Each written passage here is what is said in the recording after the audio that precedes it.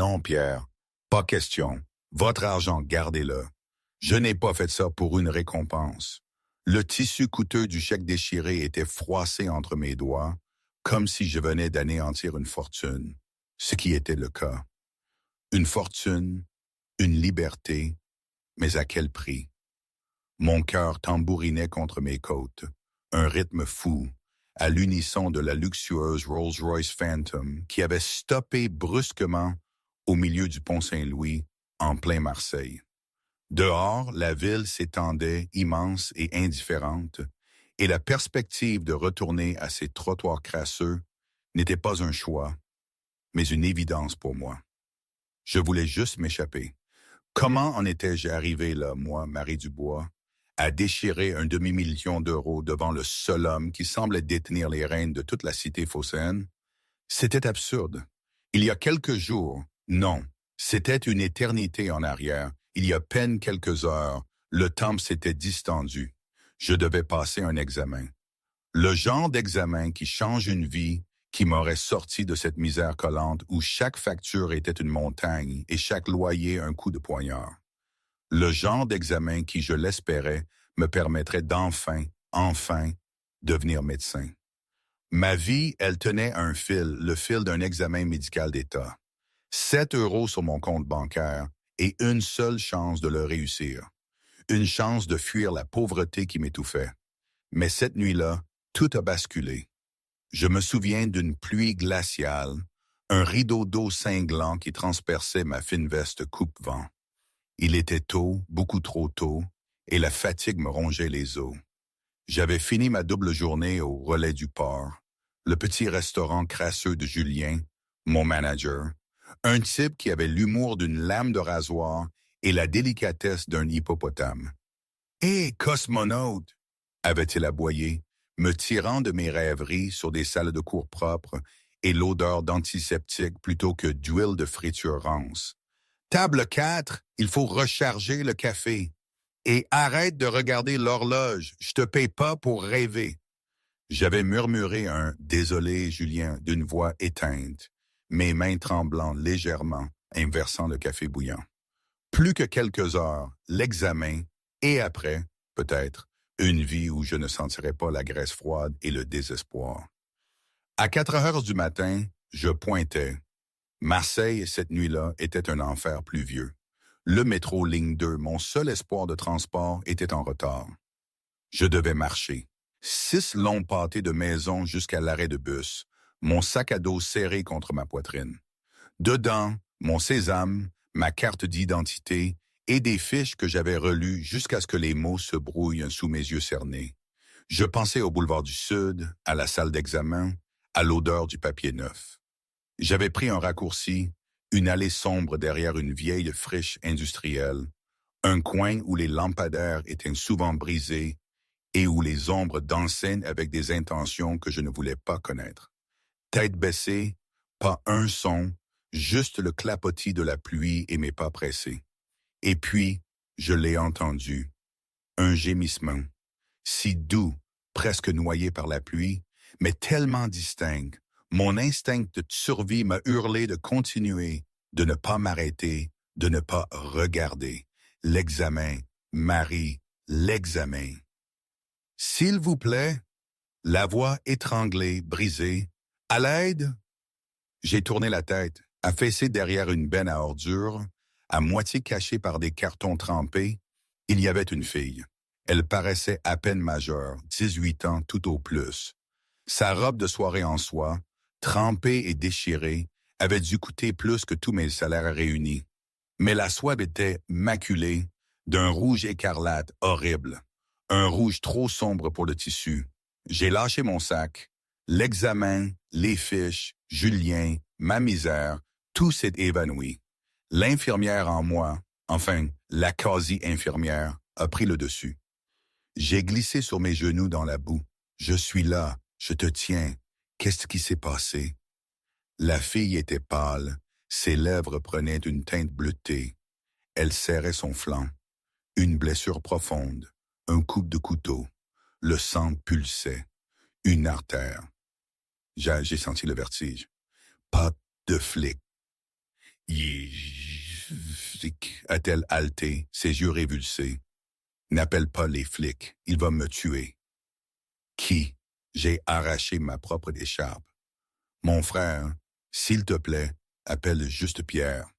Sa main est tombée, inerte, un iPhone brisé sur le béton mouillé. J'ai ignoré le téléphone. Reste avec moi. J'ai pressé l'écharpe sur la plaie, appuyant de tout mon poids pour stopper l'hémorragie. Je dois appeler le 15. Tu es en état de choc. Non, elle a eu un sursaut de force inattendu, agrippant mon poignet. Ses yeux étaient emplis de terreur pure. Pas d'hôpital, pas de police, juste sauve-moi. J'ai jeté un œil à ma montre bon marché. 4h25. Si je restais là, si je me mêlais de cette histoire, je manquerais le bus. Si je manquais le bus, je manquerais l'enregistrement de l'examen. Je regardais son visage, jeune, terrifiée et mourante. D'accord, j'ai murmuré, les larmes se mêlant à la pluie sur mes joues. D'accord, pas de flic. Pendant 40 minutes, j'ai travaillé. J'ai utilisé les quelques fournitures de premiers secours que je gardais dans mon sac, des compresses empruntées au restaurant, une petite bouteille d'antiseptique. J'ai maintenu la pression jusqu'à ce que mes bras me brûlent. J'ai soulevé ses jambes sur une caisse pour diriger le sang vers son cœur. Je lui ai parlé pour qu'elle reste éveillée. Mon nom est Marie. Comment tu t'appelles? Sophie, a-t-elle murmuré, la voix pâteuse. D'accord, Sophie, tu dois rester éveillée pour moi. Raconte-moi ton endroit préféré. Porto Cervo, a-t-elle bredouillé. L'eau, elle est si bleue. À 5h15, le saignement a ralenti. J'étais couverte de sang, tremblante, mon adrénaline redescendait en flèche. Soudain, des pneus ont crissé à l'entrée de l'allée. Des phares m'ont aveuglé. 2 Cadillac Escalade noirs ont dérapé dans l'espace étroit, nous bloquant. Je me suis reculé en hâte, protégeant Sophie avec mon corps. Resté en arrière. 4 hommes y ont sauté. Énormes, vêtus de costumes sombres qui n'avaient rien à faire ici. Des oreillettes, des protubérances suspectes sous leurs vestes. Des armes, sans aucun doute. « Sophie !» a crié l'un des hommes. « Elle est vivante !» J'ai hurlé, la voix cassée. J'ai arrêté l'hémorragie, mais elle a besoin d'un chirurgien, tout de suite. Les hommes ne m'ont pas regardé. Ils ont entouré Sophie. L'un d'eux, un homme avec une cicatrice traversant son sourcil, l'a soulevée comme si elle ne pesait rien. Sécuriser le périmètre, a aboyé l'homme balafré. Il m'a jeté un regard d'une fraction de seconde. Un regard froid, mort. Allons-y. Attendez. Je me suis levé, les jambes chancelantes. Elle en a besoin. Ils n'ont pas attendu. Ils ont jeté Sophie à l'arrière du premier SUV. Les portes ont claqué. Les pneus ont patiné sur l'asphalte mouillé, me couvrant de boue. En 10 secondes, ils avaient disparu. Je suis resté seul dans l'allée sombre. Mes mains étaient rouges. Mon écharpe avait disparu. Mes vêtements étaient fichus. J'ai regardé ma montre. 5h30. J'étais à 15 kilomètres du centre d'examen. Du sang sur ma chemise. Je tremblais tellement que je pouvais à peine tenir debout. J'avais sauvé la fille. Mais tandis que la réalité s'installait, je suis tombé à genoux et j'ai crié. J'avais raté l'examen. C'était fini. Mon rêve brisé. Commentaire personnel. Autour de 35% du texte. Alors là, attendez 1 minute. Il faut que je fasse une pause. Parce que si j'y repense, c'était d'une absurdité totale. J'avais passé des années à me battre, à faire des doubles shifts, à réviser sous le bruit des voisins et l'humidité de mon appartement pour ce putain d'examen. Et en l'espace d'1 heure, ma vie était foutue. Foutue par quoi? Par ma conscience? Par une jeune fille que je ne connaissais pas? Je me suis dit à l'époque que j'étais une idiote finie. Qui ferait ça? Qui sacrifierait tout pour une inconnue, surtout quand cet inconnu hurle « pas de flic ». N'importe qui d'un peu sensé aurait continué son chemin. Mais moi, non. C'était comme si mon cerveau avait déconnecté et que mes mains avaient agi toutes seules guidé par cette foutue idée que j'allais être médecin. Je voulais aider, c'était viscéral. Et maintenant, je me retrouvais là, dans le luxe insolent d'une Rolls-Royce, à jouer ma survie sur des coups de bluff avec le caïd de la ville. C'était complètement fou, non? Totalement dément. Mais c'était ma vie maintenant, et il fallait bien que je me débrouille avec ça. Les 24 heures qui ont suivi ont été un flou de misère, si lourd que ça en était irréel. Je n'étais pas allé au centre d'examen. Ça ne servait à rien. Au lieu de ça, j'étais rentré chez moi, frottant ma peau jusqu'à la douleur, assise sur le bord de mon matelas dans mon studio du sud de la ville. Les répercussions ont été immédiates. À 10 heures, Julien a appelé. « T'as pas pointé pour le service du petit-déj, Marie.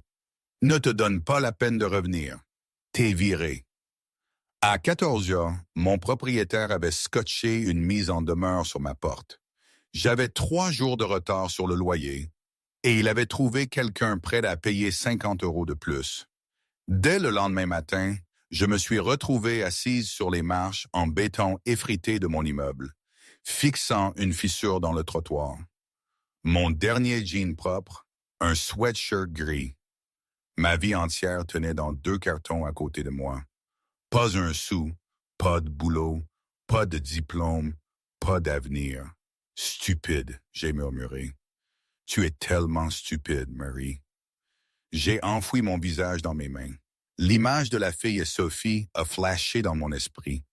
Était-elle même vivante? Avais-je gâché ma vie pour un cadavre? Un sourd vrombissement a fait vibrer le sol.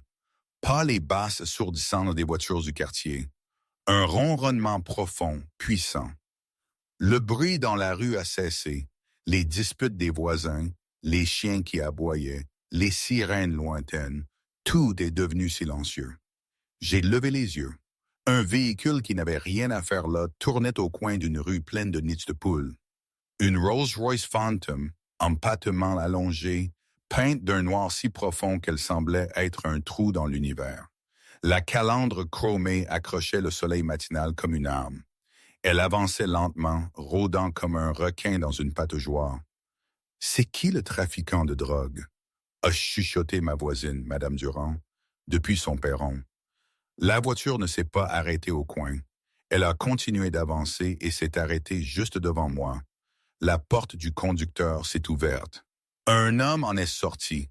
Un costume 3 pièces anthracite qui coûtait probablement plus cher que tout l'immeuble. Des lunettes de soleil, malgré le ciel gris. Il a marché sur l'allée, ignorant les poubelles sur la pelouse. Il s'est arrêté au bas des marches. « Mademoiselle Marie Dubois ?» Je me suis levé, mon cœur battant la chamade. Les hommes de l'allée étaient-ils revenus pour faire taire un témoin? « Qui demande? »« Mon employeur souhaiterait vous parler, » a dit le chauffeur. Sa voix était polie, mais ne laissait aucune place à la discussion. « Je ne connais pas votre employeur, » j'ai dit, reculant d'un pas vers mes cartons. « Et je passe une très mauvaise journée, alors si vous pouviez juste... » « Il sait que vous avez raté votre examen, » a coupé le chauffeur. Je me suis figé, le sang s'est retiré de mon visage. « Comment savez-vous cela? » Il sait que vous avez été renvoyé du relais du port. Il sait que vous êtes actuellement expulsé. Et il sait que vous avez sauvé la vie de Sophie Rossi. Rossi, l'air a quitté mes poumons. Tout le monde à Marseille connaissait ce nom. On ne le prononçait pas à voix haute en public. Les Rossi n'étaient pas qu'une simple bande. C'était une institution. Ils possédaient les syndicats, des chantiers navals et la moitié des politiciens locaux. C'était eux qui expliquaient pourquoi des corps flottaient parfois dans le vieux port. Elle est... Ma voix a tremblé. Elle va bien? Elle est stable grâce à vous, a dit le chauffeur. Il a fait un geste vers la portière arrière de la Rolls-Royce. S'il vous plaît, Monsieur Rossi n'aime pas être fait attendre. Je ne monte pas dans cette voiture, j'ai dit, bien que ma résolution s'effrita. Le chauffeur a soupiré, a fouillé dans sa poche et en a sorti une enveloppe. Il l'a posée sur la balustrade. Ceci est l'acte de propriété de cet immeuble, a-t-il dit calmement. Monsieur Rossi l'a acheté ce matin. Il peut vous expulser ou ignorer le loyer. Cela dépend de votre décision de monter dans la voiture. J'ai regardé la voiture, puis mes cartons, puis le chauffeur. Ce n'était pas un choix. C'était une convocation. J'ai descendu les marches, mes jambes lourdes comme du plomb. Le chauffeur a ouvert la porte arrière. L'intérieur sentait le cuir riche et le parfum coûteux. Je me suis glissé sur le siège. La porte s'est refermée, me scellant dans une capsule insonorisée. Il y avait un homme assis de l'autre côté de la voiture. Il regardait par la fenêtre, observant le quartier sombre défiler, tandis que la voiture commençait à rouler. Il s'est tourné vers moi. Il était terrifiant de beauté, mâchoire ciselée, endouattée, au-dessus de la couleur d'un café noir glacé. Il semblait avoir la fin de la vingtaine, mais il portait le poids d'un vieil homme, une chemise noire, le bouton du haut défait, révélant un soupçon de tatouage sur son cou. C'était Pierre Rossi, le capot, le roi de Marseille. Il m'a regardé, mon souhait usé, mes yeux fatigués, mes mains tremblantes. Il n'a pas souri. « Vous avez de terribles instincts de survie, mademoiselle Dubois », a dit Pierre. Sa voix était grave, douce et dangereuse. Je l'ai sauvée, me suis-je défendu, une étincelle de colère sous ma peur. J'ai sauvé votre sœur. Vous l'avez fait, a reconnu Pierre. Il s'est penché en avant, posant ses coudes sur ses genoux. L'espace entre nous était chargé d'électricité. Vous vous êtes arrêté pour aider une inconnue dans une ruelle contrôlée par le gang du 18e arrondissement. Vous avez raté l'examen le plus important de votre vie. Vous avez perdu votre emploi. Vous avez perdu votre maison. Tout ça pour une fille que vous ne connaissiez pas. Je suis infirmière, j'ai dit. Enfin, presque. C'est ce que je fais. C'était insensé, a dit Pierre. Mais c'était aussi rare. Il a fouillé dans la poche du siège et en a sorti un dossier. Il l'a jeté sur le siège en cuir entre nous. Qu'est-ce que c'est? Ouvrez! J'ai ouvert le dossier. C'était un reçu de virement bancaire. Le montant m'a donné le vertige. 500 000 €. C'est pour vos ennuis, a dit Pierre froidement. Paiement pour service rendu. Nous sommes quittes. Vous pouvez descendre au prochain feu. J'ai fixé le chèque. C'était la liberté. C'était l'école de médecine. C'était une maison.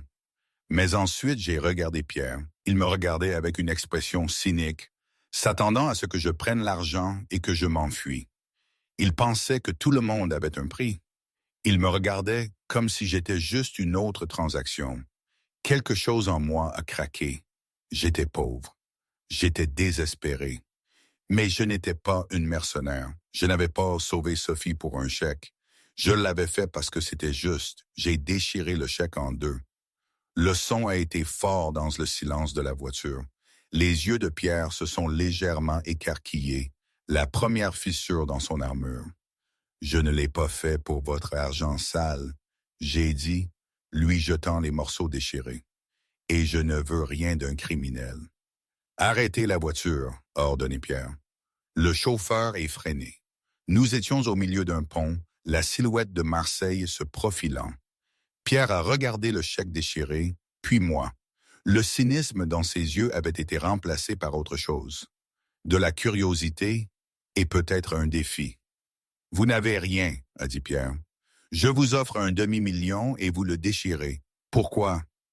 Parce que ma dignité vaut plus que votre culpabilité, j'ai répliqué.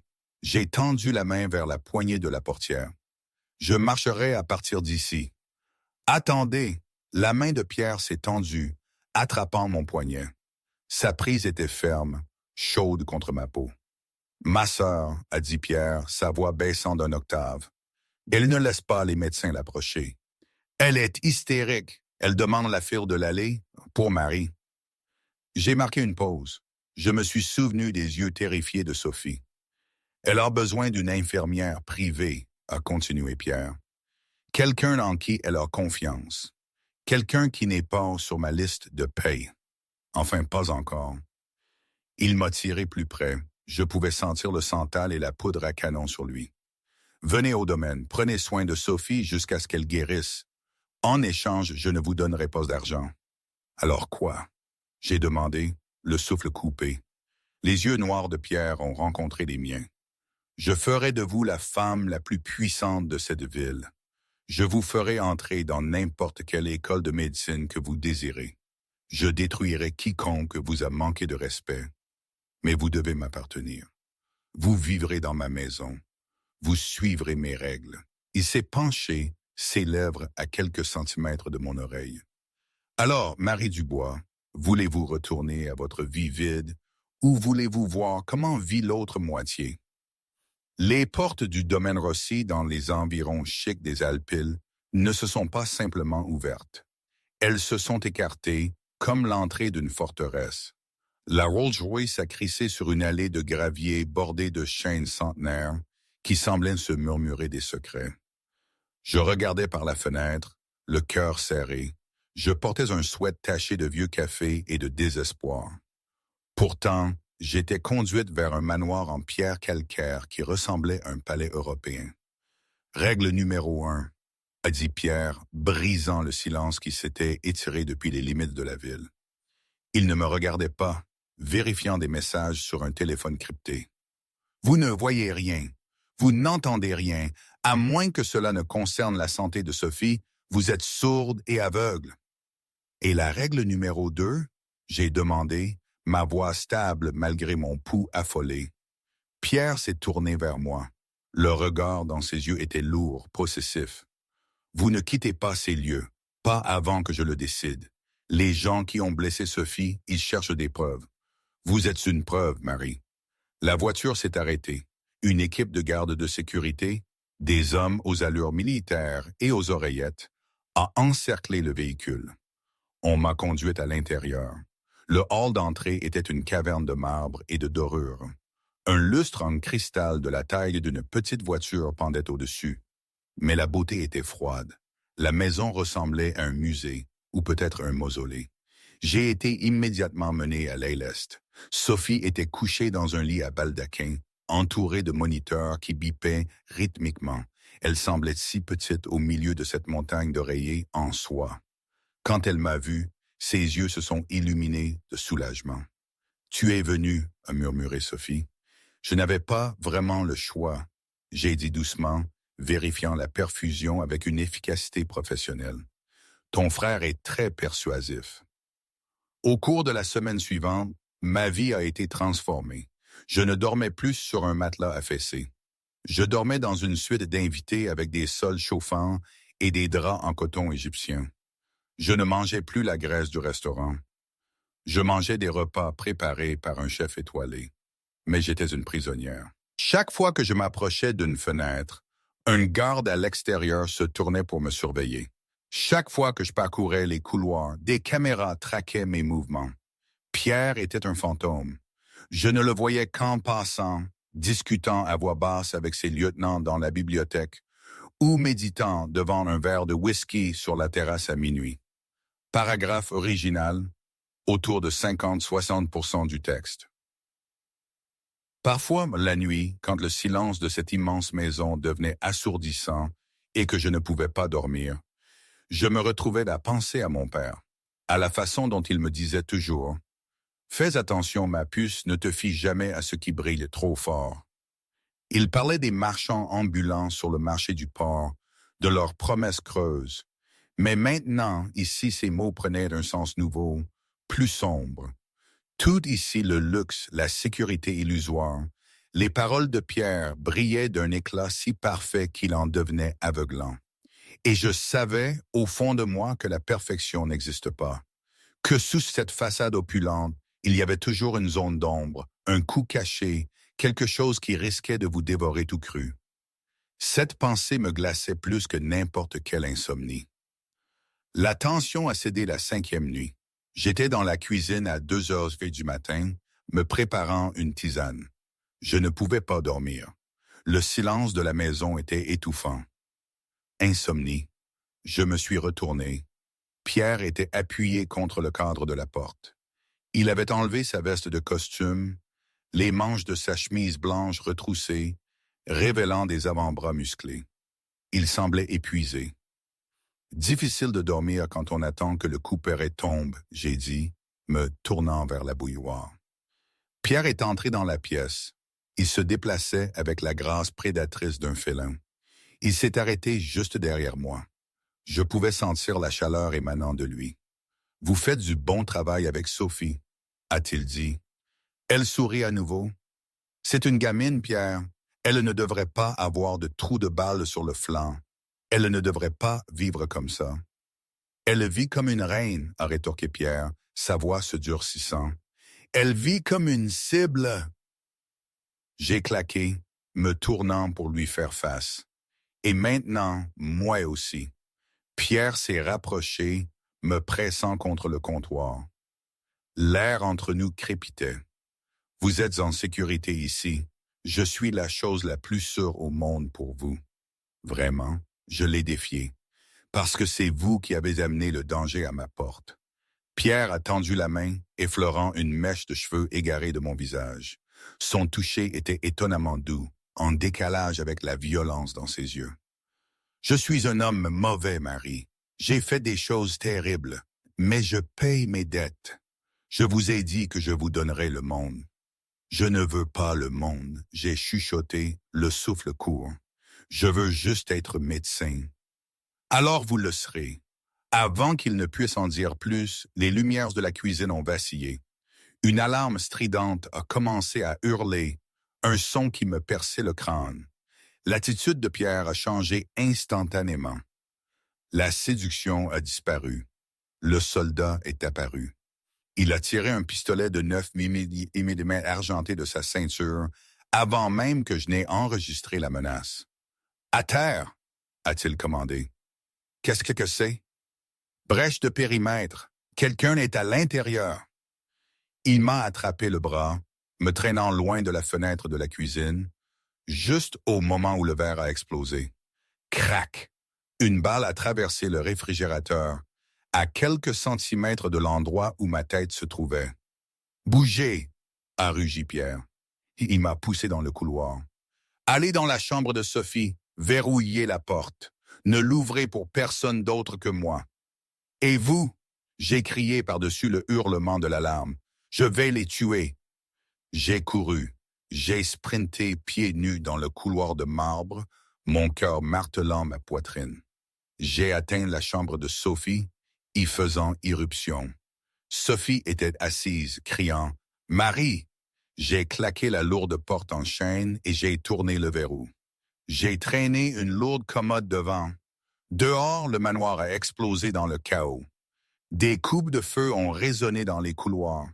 Des détonations sourdes se mêlaient aux tirs rapides d'armes automatiques. J'ai attrapé Sophie, la tirant dans la salle de bain attenante, dans la baignoire en marbre. « Reste à terre, » j'ai ordonné, couvrant Sophie de mon corps. Nous avons attendu 10 minutes atroces. Les coups de feu se sont rapprochés, puis ont reculé. Puis, le silence. Des pas lourds se sont approchés de la porte. 3 coups secs. « Marie !» c'était Pierre. Je me suis précipité, j'ai déplacé la commode et j'ai déverrouillé la porte. Pierre se tenait là. Sa chemise blanche était ruinée, éclaboussée de rouge. Il respirait difficilement. Une coupure saignait au-dessus de son œil. Mais il était vivant. « Elle est en sécurité ?» a-t-il râlé. « Elle va bien », j'ai dit, mes mains tremblantes alors que je tendais la main pour vérifier sa blessure à la tête. « Vous êtes blessé. » Pierre a attrapé ma main. Il m'a tiré contre lui, enfouissant son visage dans mon cou. Il sentait la fumée et le cuivre. Un instant, le roi de Marseille tremblait. Ils sont venus la chercher, a-t-il chuchoté contre ma peau. Je ne laisserai pas ça arriver à nouveau. Il s'est reculé, me regardant dans les yeux avec une intensité terrifiante. Préparez vos affaires, Marie. Nous partons. Où? Vers le seul endroit où ils ne peuvent pas nous atteindre. Et demain, je vous fais médecin. Ils ne sont pas allés dans une cachette. Ils sont allés au penthouse du Sofitel Vieux-Port, une forteresse de verre perçant les nuages marseillais. Le lendemain matin, je me suis réveillé et j'ai trouvé un tailleur Armani bleu marine suspendu à la porte et Pierre qui m'attendait dans le salon. Il semblait impeccable, ajustant ses boutons de manchette, cachant l'épuisement de la nuit précédente. « Habillez-vous », a ordonné Pierre, vérifiant sa montre. « Vous avez un rendez-vous à 9 heures. » « Pierre, les examens sont terminés. Je dois attendre 1 an, » j'ai argumenté, me frottant les yeux. « Je n'attends pas, » a-t-il répondu calmement. « J'ai eu une conversation avec le président de l'Ordre des médecins. Vous avez une session d'examen privé aujourd'hui. Si vous réussissez, vous entrez. » Je l'ai regardé. Il avait déplacé des montagnes et probablement menacé des vies juste pour me donner cette chance. « Merci, » j'ai murmuré.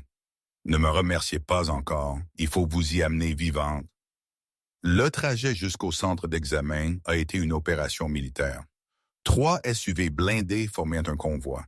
Pierre était assis à l'arrière avec moi, sa main reposant tendue sur son genou. Mais juste au moment où nous tournions sur le boulevard du Sud, le monde a explosé. Le SUV de tête a éclaté en une boule de feu, se retournant dans l'air. « Ambush !» a crié le chauffeur. « Nous sommes pris au piège !» Des balles pleuvaient sur le verre renforcé. Pierre n'a pas hésité. Il a ouvert la porte d'un coup de pied, me protégeant de son corps. Le centre est à 3 blocs. On court. Nous avons sprinté dans le chaos du trafic du centre-ville. Pierre était une machine, tirant avec son pistolet avec une précision terrifiante pour couvrir notre fuite. Mais alors que nous tournions au coin, un tireur s'est penché d'une camionnette qui passait. Pierre m'a poussé derrière une jardinière en béton, juste au moment où un coup de feu a retenti. Il a tressailli, agrippant son épaule. Le sang s'est infiltré instantanément entre ses doigts. « Pierre !» j'ai crié, glissant à genoux à côté de lui. « Vas-y !» a-t-il rugi, son visage devenant gris. « Tu vas rater l'examen. »« Au diable l'examen !» J'ai arraché mon foulard en soie, l'enroulant fermement autour de son bras pour créer un garrot. « Je ne vous laisserai pas saigner sur le trottoir. » Les sirènes hurlaient au loin. Pierre m'a regardé, ses yeux sombres, remplis d'un mélange de douleur et d'émerveillement. J'avais choisi l'homme au détriment de mon rêve. « Je vais bien », a-t-il serré les dents, attrapant ma main avec son bras valide. « La police arrive, mes hommes arrivent, mais cet examen commence dans 4 minutes. Si tu restes, tout ce que j'ai fait n'aura servi à rien. Cours, Marie, cours. » Il m'a repoussé.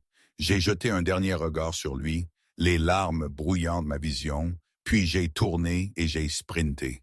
J'ai couru pieds nus, mon tailleur coûteux taché du sang du roi de Marseille. J'ai fait irruption dans le centre d'examen à 8h59. Le surveillant, une femme sévère aux lunettes, a haleté. « Mademoiselle Dubois, vous êtes couverte de sang. » J'ai redressé ma veste, essuyé une tache de rouge de ma joue et me suis tenu droite. Le tremblement dans mes mains s'était arrêté. « Je suis là pour mon examen », j'ai dit, ma voix d'acier. « Allons-nous commencer ?» Changement de perspective. La scène de l'embuscade du point de vue de Sophie. Sophie m'a raconté plus tard à quel point la panique avait été forte, même là-haut, dans le penthouse. Elle était assise devant les informations du matin, si haut qu'elle pouvait presque toucher les nuages. Puis soudain, la station avait interrompu sa programmation pour une édition spéciale. Attaque spectaculaire en centre-ville de Marseille. Convoi de véhicules blindés impliqués. Des images montrent un SUV en feu, des cousses de feu. Elle avait cru reconnaître l'endroit. Et puis, la peur. La certitude que c'était Pierre.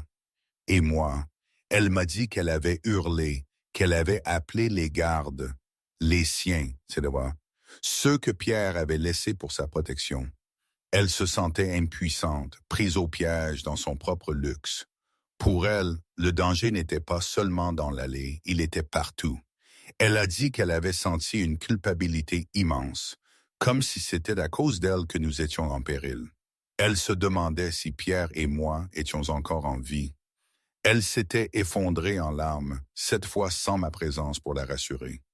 C'était son chaos, de son point de vue, une angoisse silencieuse et dorée, loin de la boue et du sang. 6 mois plus tard, l'auditorium de la faculté de médecine de la Sorbonne Nouvelle bourdonnait d'excitation.